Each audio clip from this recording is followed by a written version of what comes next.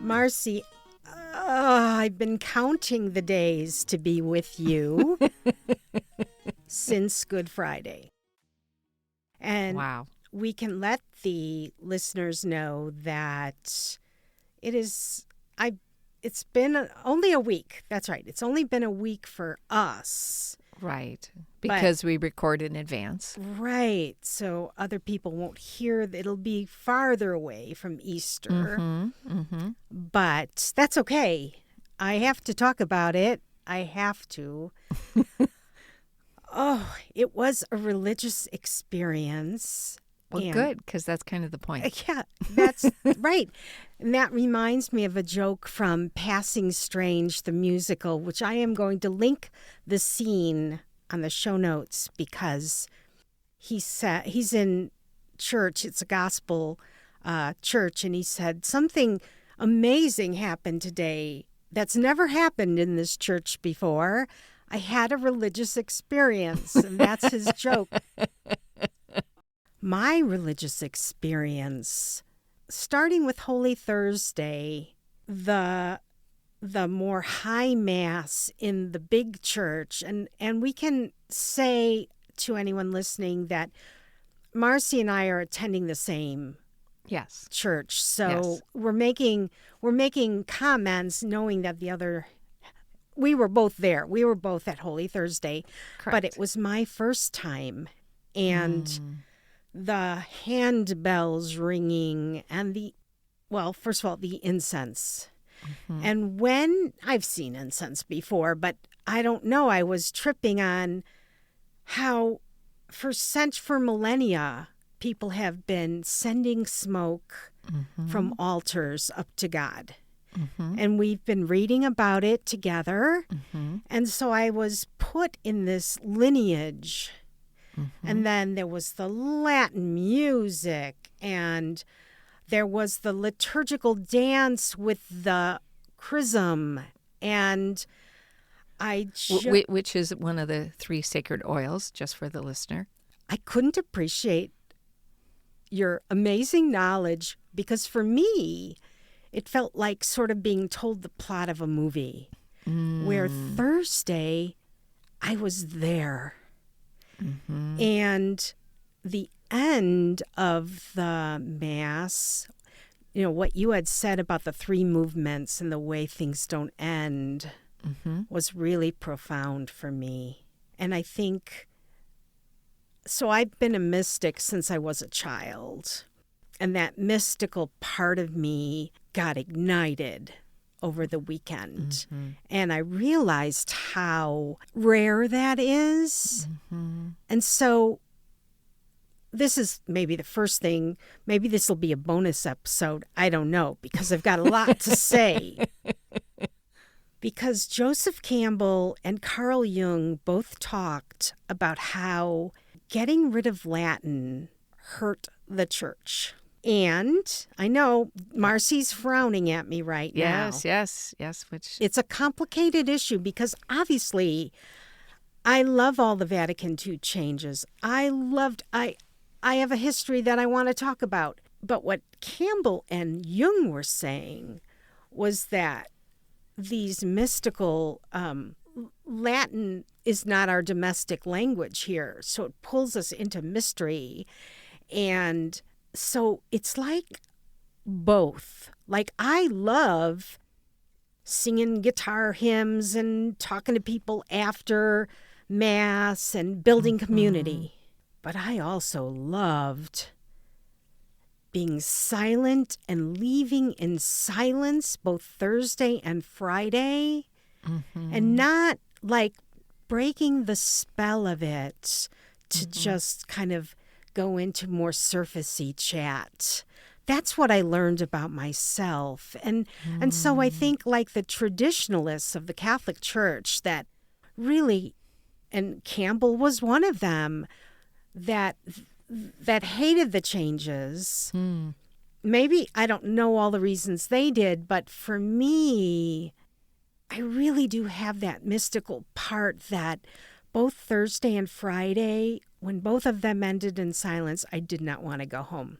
And I came home and said to Rick, I'm on a retreat right now, and it was so luscious, and just like a retreat, it's like there's a part of me that goes, I never want it to end. Like, I never want to go back to, quote, normal. I love this so much. And then just to say one more thing about what I loved. So Thursday, the repose of the Eucharist. I don't have to get all theological about it and get my head all wrapped up.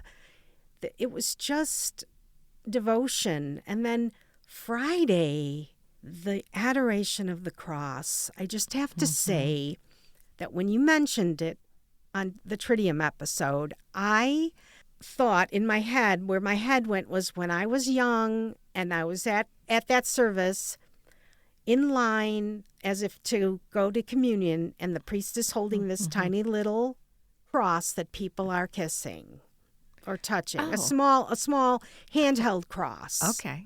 Very different. Yeah, that's my memory anyway. And this is a 12-foot cross that it's on a carpet and there's cushions, and I went down like prostrate, not completely, but I was praying with my whole body, and it touched me so much. And I think, I guess I just reiterated that mystical part of me. And that veneration of the cross is so powerful. Both Ed and I, as we sat and just watched people come up to venerate the cross, was so moving. Yes. It was so moving. We were both just tears coming down our eyes, moved by the faith of others.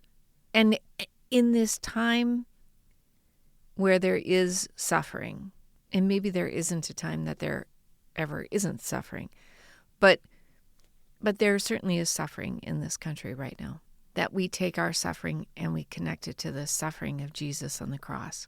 It's so powerful. And you're right, Laura. It's different to experience it. I mean, we can talk about it, like I can talk about the color fuchsia, but until you see it, until you smell it, until you appreciate it, it's just words. So I'm so glad to have this conversation with you, and for the listeners to know, wow, if this all sounds really odd, maybe it's an invitation to go and experience. You said something during the Triduum episode.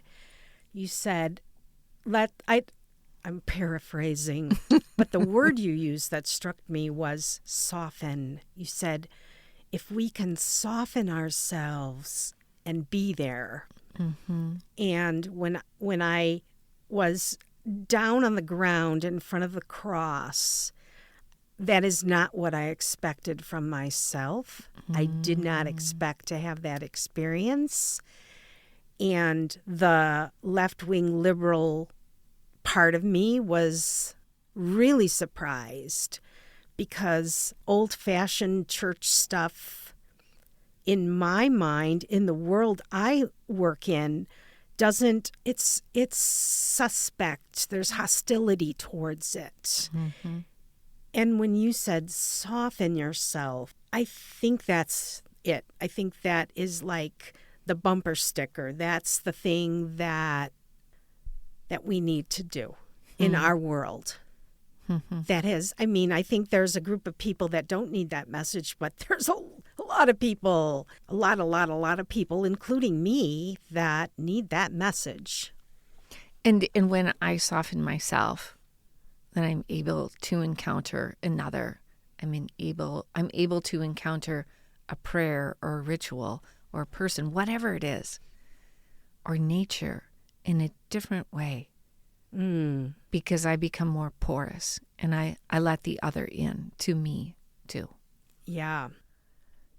And for the listeners, Holy Thursday isn't all Latin, right? Just kind of the sequence, which is kind of that closing song. I had a friend who said, I need to pray in the same language that I sin in. Isn't that good? That's fascinating. For me, that the vernacular of the language, the English language in where I go to church, although sometimes Spanish, is important. And I hear you, Laura, when you say somehow or another that Latin, and especially the chant, those tunes, those hymn tunes, take us to a different place.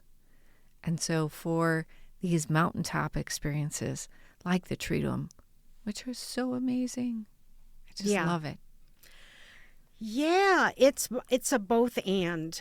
Absolutely. Because when I went to Easter, which was great, and I didn't get to do the vigil next year, but I was like, told Rick, I'm sorry, dear, I'm on a retreat. I'm going to the vigil. You're not going to see me much this weekend. And he was very supportive. But Easter is fantastic, and I guess I'm a monk, like the chatting afterwards with people. I love it, and a part of me doesn't. Part of me just wants to be quiet. Yeah. But, I think that's part of our journey, is to know, where I live naturally, what's a stretch for me, what do I need, where do I need to soften, where do I need to, I don't know what else. I wouldn't say harden. No, but there's a time for all things. Yeah. Ecclesiastes says that there's a time for all things under heaven. And so sometimes there's a time for silence, and sometimes there's a time for conversation and community building, and that we can be fluid. No one has to be stuck in any one mode, because we are full human beings and we need different things at different times in our life. Yeah. I'll never forget this past Good Friday. I will never forget that moment. That was a mountaintop moment for me. And I just want to build a tent and stay there. I also want to say thank you to Sue P., who sent us an article about, as long as we're talking about past episodes, Palm Sunday. Yes. In that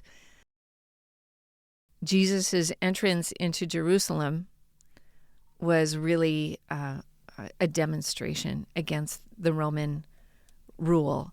And the hope of the people was that Jesus would be a conqueror, a ruler, and rise up against the Roman rule, which made Jesus more dangerous.